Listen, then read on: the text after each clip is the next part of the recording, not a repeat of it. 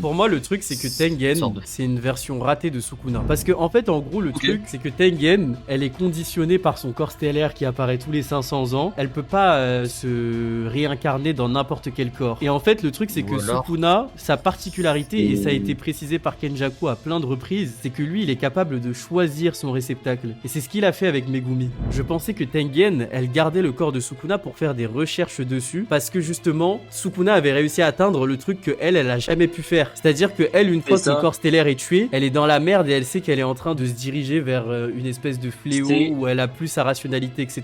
Mais en tout cas, moi, je pense que Tengen, justement, elle a jamais réussi à atteindre ce truc qui caractérise Sukuna, qui est la réelle immortalité en vrai. Parce que Sukuna, c'est vraiment le seul être complètement immortel. C'est exactement pour ça que je dis que pour moi, en fait, elle est à chemin entre un humain et Sukuna, c'est pour ça que je dis que avant Tengen, il y a eu Sukuna en termes d'évolution, parce que j'ai vraiment l'impression que s'il y a un des thèmes qui est quand même,